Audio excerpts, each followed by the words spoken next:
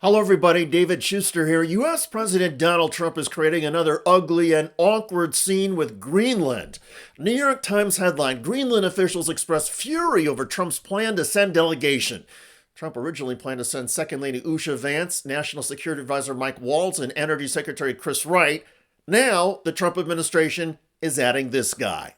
Hey guys, it's JD Vance, the Vice President, and there was so much excitement around Usha's visit to Greenland this Friday that I decided that I didn't want her to have all that fun by herself, and so I'm going to join her.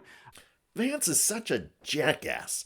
First of all, none of the leaders in Greenland are excited about this trip.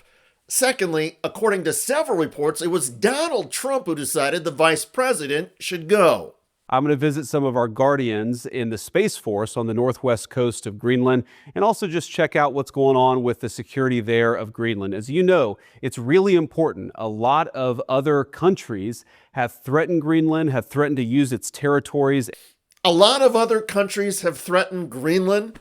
Actually, the only country that has threatened the Danish territory recently is the United States.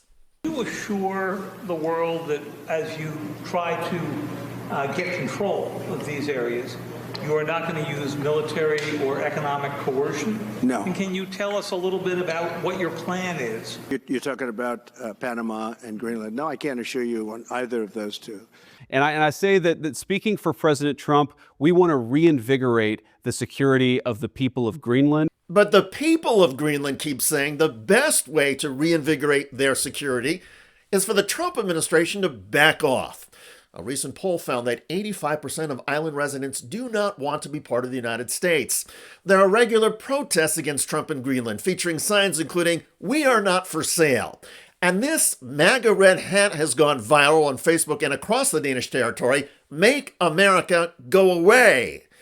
But despite all of the pushback, Donald Trump is unwilling to accept, similar to years of allegations in his personal life, that no means no. Greenland's going to be something that maybe is in our future. Just this week, at a cabinet meeting, Trump again spoke about his desire to annex Greenland and access its natural resources. This is friendliness, not provocation. We're dealing with a lot of people from Greenland that would like to see something happen with respect to their being properly protected and properly taken care of. A lot of people want the U.S. to take care of Greenland. A few months ago, when Don Jr. visited the island, most of the supporters who cheered him on were found by a Danish news organization to be homeless people who were bribed with money, food, and free hotel rooms in exchange for their participation.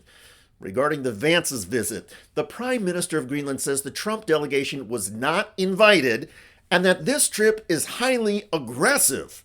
Prime Minister Eggety added, quote, "What is the National Security Advisor doing in Greenland? The only purpose is to demonstrate power over us," Eggety said. This mere presence in Greenland will no doubt fuel American belief in Trump's mission, and the pressure will increase. Part of the anger in Greenland has to do with the timing. In the wake of recent elections there, the Greenland government is still forming its new coalition. Party leaders are calling for unity and say the Trump administration delegation visit amidst coalition talks again shows a lack of respect. Showing disrespect and taunting people is part of Donald Trump's playbook, so the visit and the message may be by design. In the meantime, back in Washington, several of Donald Trump's right-wing MAGA supporters in Congress are thrilled with his Greenland obsession and have even introduced their own Greenland legislation. Headline: GOP Rep. Buddy Carter unveils bill empowering Trump to acquire Greenland and rename it Red, White, and Blue Land. Seriously? The Republican House member from Georgia, perhaps in a bid to leapfrog MTG as the state's wackiest and cringiest lawmaker, wants to rename Greenland Red, White, and Blue Land. Representative Carter elaborated in a recent cable news appearance.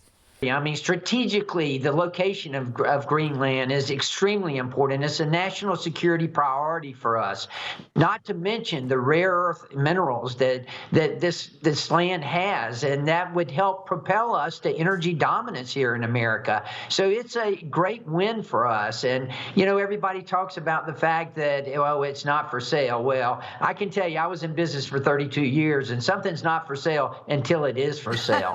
So So, there's a price for everything, and renaming it, they should want to rename it after the freest country in the world. That would give an indication to people that now they're a member of the freest country in the world. Actually, when political scientists rank the personal freedoms of people in various countries, Denmark always comes out ahead of the United States.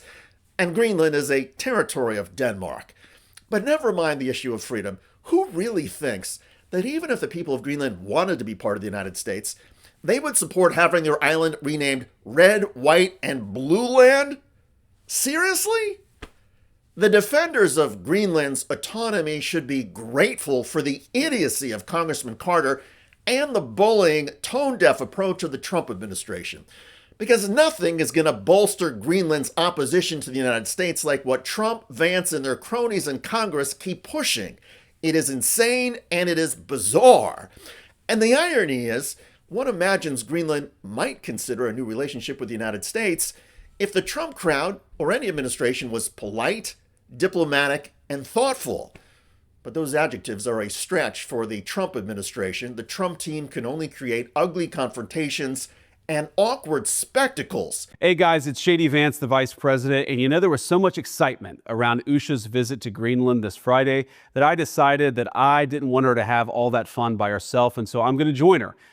And so the world keeps laughing at the United States, ridiculing the Trump tackiness, and urging Greenland to stay strong. By the way, Caroline Leavitt, Donald Trump's White House press secretary, is now getting blasted by Republicans as her controversies pile up.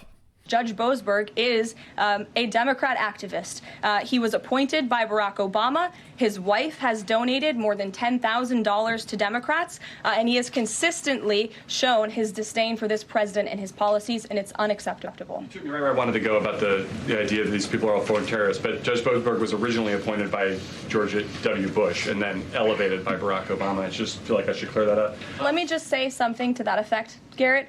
67% of all of the injunctions in this century have come against which president? Donald J. Trump. To the notion of too many injunctions against Donald Trump, that's probably because he's the one president who's acted the most outside the bounds of his executive authority. The death of critical thinking is real. This White House is a perfect example of it. And I think this is also when there's this debate, which surprises me sometimes, whether or not we're in a constitutional crisis. Yes, we are. We've been in a constitutional crisis since we elected an insurrectionist and surrounded him with the trappings of the departments of the United States government, from the Department of Justice to the Department of Commerce to the Department of Treasury, you name it. Those trappings have normalized this behavior in an environment where it shouldn't be normalized. Check out that video at the link below. It generated a lot of comments on YouTube. One of the most popular is from Robert, who wrote of Leavitt, "Her disdain for the truth makes her intolerable." Indeed. I look forward to reading your comments about Donald Trump escalating his pressure campaign on Greenland, even as it keeps backfiring on him. I'm David Shuster. Thanks for joining us.